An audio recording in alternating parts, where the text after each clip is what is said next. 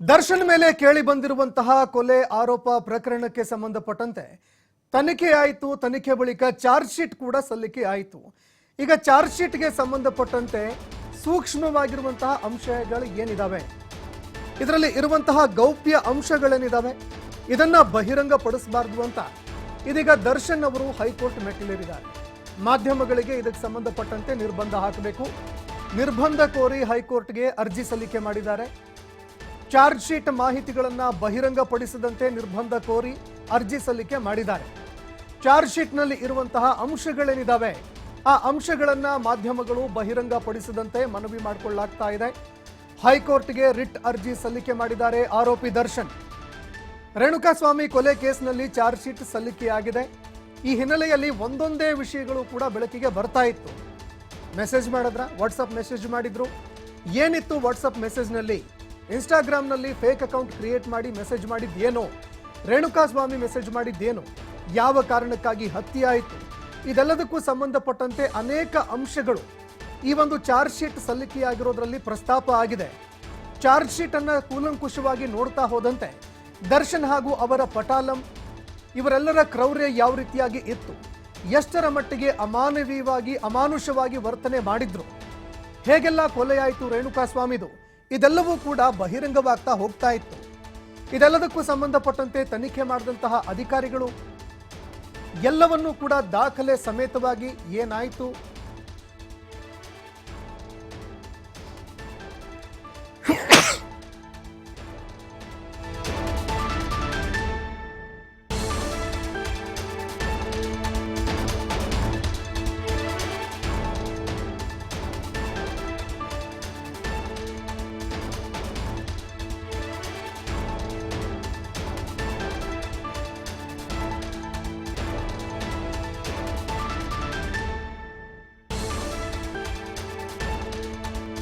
ಸಂಬಂಧಪಟ್ಟಂತೆ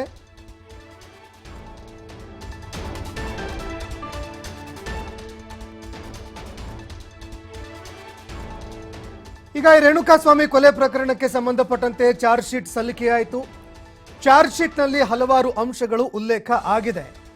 ಅದರಲ್ಲೂ ಬಹಳಷ್ಟು ಸೂಕ್ಷ್ಮವಾಗಿರುವಂತಹ ಕೆಲವು ವಿಷಯಗಳು, ಅಂದ್ರೆ ರೇಣುಕಾಸ್ವಾಮಿಯನ್ನ ಬಟ್ಟೆ ಬಿಚ್ಚಿ ಹೊಡೆದಿರುವಂಥದ್ದು ಇದೆಯಲ್ಲ, ಅದು ಕೂಡ ಬಹಳಷ್ಟು ಗಂಭೀರವಾಗಿರುವಂತಹ ಒಂದು ಅಂಶ.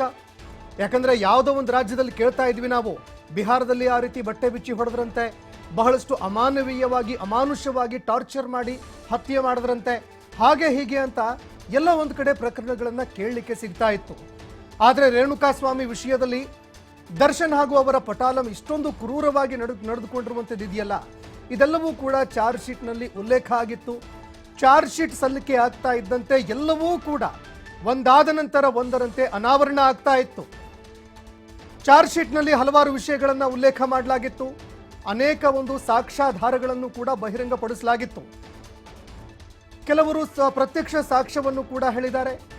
ಇನ್ನೂ ಕೆಲವು ಪ್ರತ್ಯಕ್ಷ ಪರೋಕ್ಷ ಸಾಕ್ಷ್ಯಗಳು ಕೂಡ ಸಿಕ್ಕಿದೆ. ಟೆಕ್ನಿಕಲ್ ಎವಿಡೆನ್ಸ್ ಆಗಿರಬಹುದು, ಈ ಪ್ರಕರಣಕ್ಕೆ ಸಂಬಂಧಪಟ್ಟಂತೆ ಕೊಲೆ ಮಾಡೋದಕ್ಕೆ ಬಳಕೆ ಮಾಡಿರುವಂತಹ ಒಂದು ಆಯುಧಗಳಾಗಿರಬಹುದು, ಮಾರಕಾಸ್ತ್ರಗಳಾಗಿರಬಹುದು, ಇದೆಲ್ಲವನ್ನು ವಶಕ್ಕೆ ಪಡೆದುಕೊಂಡು FSL ರಿಪೋರ್ಟ್ ಸಲ್ಲಿಕೆ ಮಾಡುವಂತಹ ಕೆಲಸವನ್ನು ಮಾಡಿದ್ರು. ಇದರೆಲ್ಲ ಇದೀಗ ಅನಾವರಣ ಆಗಬಾರದು ಅಂತ ಈ ಕೋರ್ಟ್ ಮೆಟ್ಟಿಲಿರುವಂತಹ ಕೆಲಸಕ್ಕೆ ಮುಂದಾಗ್ತಾ ಇದ್ದಾರೆ. ಇನ್ನು ನಟ ದರ್ಶನ್ ಅವರ ಪಾಲಿಗೆ ಇವತ್ತು ಬಹುದೊಡ್ಡ ದಿನ ಆಗತ್ತಾ? ಯಾಕಂದ್ರೆ ಸೋಮವಾರ ಇವತ್ತಿನ ದಿನ ನಟ ದರ್ಶನ್ ಅವರ ಪಾಲಿಗೆ ಬಹುದೊಡ್ಡ ದಿನ ಆಗತ್ತಾ ಅನ್ನುವಂತಹ ಒಂದು ಪ್ರಶ್ನೆ. ಇವತ್ತು ದಾಸನಿಗೆ ಸಂಬಂಧಪಟ್ಟಂತೆ 2 ಕೇಸ್ಗಳ ವಿಚಾರಣೆ ನಡೆಯುತ್ತೆ. ಇವತ್ತು ದರ್ಶನ್ ಗ್ಯಾಂಗ್ ನ್ಯಾಯಾಂಗ ಬಂಧನದ ಅವಧಿ ಕೂಡ ಅಂತ್ಯವಾಗ್ತಾ ಇದೆ. ನ್ಯಾಯಾಂಗ ಬಂಧನಕ್ಕೆ ನೀಡಿರುವಂತಹ ಅವಧಿ ಕೂಡ ಇವತ್ತು ಅಂತ್ಯವಾಗ್ತಾ ಇದೆ. ಹೀಗಾಗಿ ಹೈಕೋರ್ಟ್ನಲ್ಲಿ ದರ್ಶನ್ ಊಟದ ಅರ್ಜಿ ವಿಚಾರಣೆ ಕೂಡ ಇವತ್ತಿದೆ. ಇದರ ಜೊತೆಗೆ ಜಾಮೀನು ಕೋರಿ ಅರ್ಜಿಯನ್ನು ಕೂಡ ದರ್ಶನ್ ಅವರು ಸಲ್ಲಿಕೆ ಮಾಡುವಂತಹ ಸಾಧ್ಯತೆ ಇದೆ. ಯಾಕಂದ್ರೆ ಚಾರ್ಜ್ ಶೀಟ್ ಸಲ್ಲಿಕೆ ಆಗೋವರೆಗೆ ಅವರು ಕಾದು ನೋಡುವಂತಹ ಒಂದು ತಂತ್ರವನ್ನ ಅನುಸರಿಸ್ತಾ ಇದ್ರು. ಚಾರ್ಜ್ ಶೀಟ್ ಸಲ್ಲಿಕೆ ಆಗ್ತಾ ಇದ್ದಂತೆ ಚಾರ್ಜ್ ಶೀಟ್ನಲ್ಲಿ ಏನೆಲ್ಲ ಉಲ್ಲೇಖ ಆಗಿದೆ ಇದೆಲ್ಲ ನೋಡಿಕೊಂಡು ಇವತ್ತೇ ಅರ್ಜಿ ಗುಜರಾಯಿಸುವಂತಹ ಸಾಧ್ಯತೆ ಇದೆ. ಈ ಪ್ರಕರಣಕ್ಕೆ ಸಂಬಂಧಪಟ್ಟಂತೆ ಜಾಮೀನು ಕೋರಿ ದರ್ಶನ್ ಅವರು ಇವತ್ತು ಅರ್ಜಿ ಸಲ್ಲಿಕೆ ಮಾಡುವಂತಹ ಸಾಧ್ಯತೆ ಇದೆ. ಇನ್ನು ಮನೆ ಊಟ ಬೇಕು ಅನ್ನುವಂತಹ ಅರ್ಜಿ, ನ್ಯಾಯಾಂಗ ಬಂಧನ ಕೂಡ ಇವತ್ತು ಅಂತ್ಯವಾಗ್ತಾ ಇದೆ, ಅದರ ಒಂದು ವಿಚಾರಣೆ ಕೂಡ ಇದೆ. ಹೀಗಾಗಿ 3 ವಿಚಾರಗಳಿಗೆ ಸಂಬಂಧಪಟ್ಟಂತೆ ಇವತ್ತು ದರ್ಶನ್ ಅವರ ಪಾಲಿಗೆ ಬಹುದೊಡ್ಡ ದಿನ ಅಂತ ಕೂಡ ಹೇಳಲಾಗ್ತಾ ಇದೆ. ಇನ್ನು ದರ್ಶನ್ ಅವರು ಮತ್ತೆ ಜೈಲಿನಲ್ಲೇ ಮುಂದುವರಿತಾರಾ ಅಥವಾ ಬೇಲ್ಗೆ ಏನಾದರೂ ಅರ್ಜಿಯನ್ನ ಹಾಕಿ ಬೇಲ್ ಕೂಡ ಅವರಿಗೆ ಸಿಗುತ್ತಾ ಅನ್ನುವಂತಹ ಒಂದು ಪ್ರಶ್ನೆ ಕೂಡ ಎದುರಾಗ್ತಾ ಇರುವಂಥದ್ದು.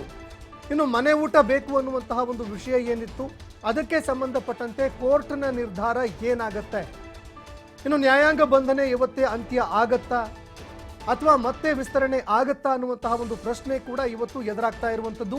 ಈ ಎಲ್ಲ ಪ್ರಶ್ನೆಗಳಿಗೆ ಇವತ್ತು ಉತ್ತರ ಕೂಡ ಸಿಗುತ್ತೆ. ಬಳ್ಳಾರಿ ಜೈಲಿನಿಂದಲೇ ವಿಡಿಯೋ ಕಾನ್ಫರೆನ್ಸ್ ಮೂಲಕವಾಗಿ ಅಂದ್ರೆ ವರ್ಚುವಲ್ ಮೂಲಕವಾಗಿ ಇವತ್ತು ದರ್ಶನ್ ನ್ಯಾಯಾಧೀಶರ ಮುಂದೆ ಹಾಜರಾಗ್ತಾರೆ. ಇದೇ ಸಂದರ್ಭದಲ್ಲಿ ಈ ಪ್ರಕರಣಕ್ಕೆ ಸಂಬಂಧಪಟ್ಟಂತೆ ವಿಚಾರಣೆ ಕೂಡ ನಡೆಯುತ್ತೆ. ಇನ್ನು ದರ್ಶನ್ ಅವರನ್ನ ಮತ್ತಷ್ಟು ದಿನಗಳವರೆಗೆ ಕಸ್ಟಡಿಗೆ ಕೇಳುವಂತಹ ಸಾಧ್ಯತೆ ಕೂಡ ಇದೆ.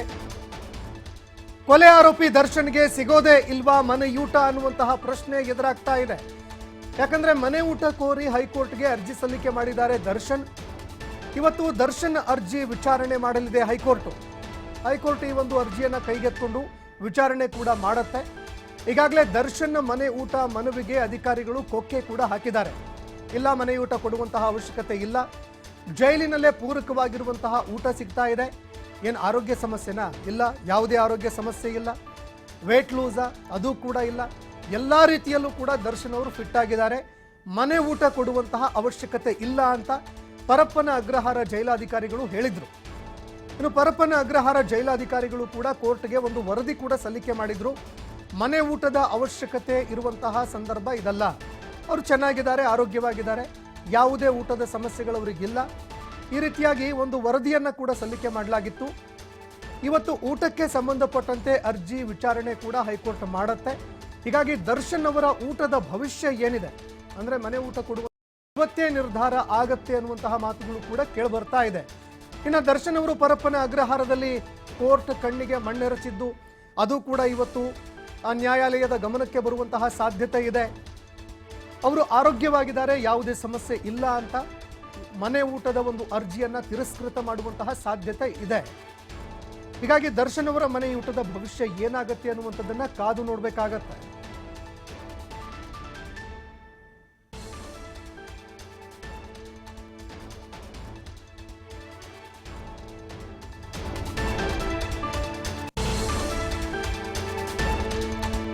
ಇನ್ನು ನಟ ದರ್ಶನ್ ಅವರ ಜಾಮೀನು ಅರ್ಜಿ ಸಲ್ಲಿಕೆ ಇವತ್ತೇ ಆಗುವಂತಹ ಸಾಧ್ಯತೆ ಇದೆ ಅಂತ ಕೂಡ ಹೇಳಲಾಗ್ತಾ ಇದೆ.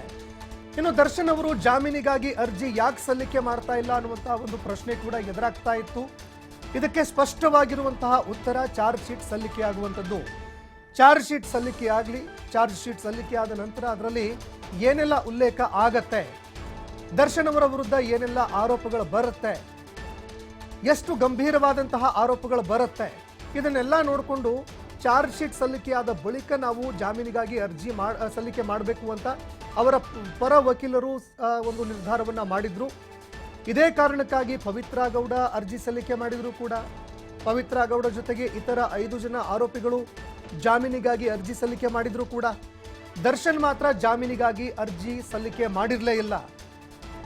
ಇದಕ್ಕೆ ಕಾರಣ ಚಾರ್ಜ್ ಶೀಟ್ ಸಲ್ಲಿಕೆ ಆಗುವವರೆಗೂ ಕಾದು ನೋಡುವಂತಹ ಒಂದು ತಂತ್ರವನ್ನು ಅನುಸರಿಸ್ತಾ ಇದ್ದಾರೆ ಅಂತ ಕೂಡ ಹೇಳಲಾಗ್ತಾ ಇತ್ತು. ಆದರೆ ಇವತ್ತೇ ಜಾಮೀನಿಗಾಗಿ ಅರ್ಜಿ ಸಲ್ಲಿಕೆ ಮಾಡುವಂತಹ ಸಾಧ್ಯತೆ ಇದೆ ಅಂತ ಹೇಳಲಾಗ್ತಾ ಇದೆ. ಕೊಲೆ ಪ್ರಕರಣದಲ್ಲಿ ಜಾಮೀನು ಕೋರಿ ಕೋರ್ಟ್ ಮೆಟ್ಟಿಲೇರುವಂತಹ ಸಾಧ್ಯತೆ ಇದೆ. ಈಗಾಗಲೇ ಪ್ರಕರಣಕ್ಕೆ ಸಂಬಂಧಪಟ್ಟಂತೆ ಚಾರ್ಜ್ ಶೀಟ್ ಕೂಡ ಪೊಲೀಸ್ ಅಧಿಕಾರಿಗಳು ಸಲ್ಲಿಕೆ ಮಾಡಿದ್ದಾರೆ. ಚಾರ್ಜ್ ಶೀಟ್ ಸಲ್ಲಿಕೆ ಬಳಿಕ ಜಾಮೀನು ಕೋರಿ ಅರ್ಜಿ ಸಲ್ಲಿಕೆಗೆ ಅಂತ ಸಿದ್ಧತೆ ಕೂಡ ಮಾಡಿಕೊಳ್ಳಲಾಗ್ತಾ ಇದೆ. ಇನ್ನು ಅವರ ಪತ್ನಿ ಕೂಡ ಜೈಲಿಗೆ ಭೇಟಿ ಕೊಟ್ಟಂತಹ ಸಂದರ್ಭದಲ್ಲಿ ದರ್ಶನ್ ಅವರ ಪತ್ನಿ ಏನೋ ಒಬ್ಬ ಬಳ್ಳಾರಿ ಜೈಲಿಗೆ ಭೇಟಿ ಕೊಟ್ಟರು. ಆ ಸಂದರ್ಭದಲ್ಲಿ ಜಾಮೀನಿನ ವಿಷಯಕ್ಕೆ ಸಂಬಂಧಪಟ್ಟಂತೆ ಚರ್ಚೆ ಮಾಡಿದ್ರು ಅನ್ನುವಂತಹ ಮಾತುಗಳು ಕೂಡ ಕೇಳಿಬರ್ತಾ ಇತ್ತು. ಹೀಗಾಗಿ ಜಾಮೀನು ಅರ್ಜಿಗೆ ಸಿದ್ಧತೆ ಕೂಡ ನಡೆಸಿದ್ದಾರೆ ಅನ್ನುವಂತಹ ಮಾತುಗಳು ಕೇಳಿಬರ್ತಾ ಇದೆ. ಇನ್ನು ದರ್ಶನ್ ಫ್ಯಾಮಿಲಿ ವಕಾಲತಿಗೆ ಕೂಡ ಸಹಿ ಮಾಡಿಸಿಕೊಂಡಿರುವಂತಹ ಮಾಹಿತಿಗಳು ಕೂಡ ಇದೆ.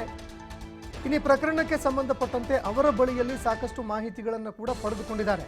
ಹೀಗಾಗಿ ದರ್ಶನ್ ಅವರು ಜಾಮೀನಿಗಾಗಿ ಅರ್ಜಿ ಸಲ್ಲಿಕೆ ಮಾಡುವಂತಹ ಸಾಧ್ಯತೆ ಇದೆ ಅನ್ನುವಂತಹ ಮಾತುಗಳು ಕೂಡ ಕೇಳಿಬರ್ತಾ ಇದೆ. ದರ್ಶನ್ ಅವರು ಜಾಮೀನಿಗಾಗಿ ಅರ್ಜಿ ಸಲ್ಲಿಕೆ ಮಾಡ್ತಾರಾ? ಇನ್ನು ಜಾಮೀನಿಗಾಗಿ ಅರ್ಜಿ ಸಲ್ಲಿಕೆ ಮಾಡಿದ್ರೂ ಕೂಡ ಜಾಮೀನು ಸಿಗತ್ತಾ ಇಲ್ವಾ ಅನ್ನುವಂತಹ ಪ್ರಶ್ನೆ ಕೂಡ ಎದುರಾಗ್ತಾ ಇರುವಂಥದ್ದು. ಇನ್ನು ಚಾರ್ಜ್ ಶೀಟ್ನಲ್ಲಿ ಏನು ದಾಖಲಾಗುತ್ತೆ, ಚಾರ್ಜ್ ಶೀಟ್ ಯಾವ ರೀತಿಯಾಗಿ ಸಬ್ಮಿಟ್ ಆಗುತ್ತೆ, ಅದರಲ್ಲಿ ಯಾವ್ಯಾವ ವಿಷಯಗಳನ್ನು ಉಲ್ಲೇಖ ಮಾಡ್ತಾರೆ, ದರ್ಶನ್ ಅವರ ವಿರುದ್ಧ ಯಾವ ಆರೋಪಗಳು ಕೇಳಿಬರುತ್ತೆ, ಎಷ್ಟೊಂದು ಗಂಭೀರವಾದಂತಹ ಆರೋಪಗಳು ಕೇಳಿಬರುತ್ತೆ, ಇದನ್ನೆಲ್ಲ ನೋಡಿಕೊಂಡು ಮುಂದೆ ಜಾಮೀನಿಗಾಗಿ ಅರ್ಜಿ ಸಲ್ಲಿಕೆ ಮಾಡಬೇಕು ಅಂತ ಡಿ ಕಂಪನಿ ನಿರ್ಧಾರ ಮಾಡಿತ್ತು. ಇದೇ ಕಾರಣಕ್ಕಾಗಿ ಈಗ ಜಾಮೀನಿಗಾಗಿ ಅರ್ಜಿ ಸಲ್ಲಿಕೆ ಮಾಡುವಂತಹ ಸಾಧ್ಯತೆ ಇದೆ ಅಂತ ಕೂಡ ಹೇಳಲಾಗ್ತಾ ಇದೆ.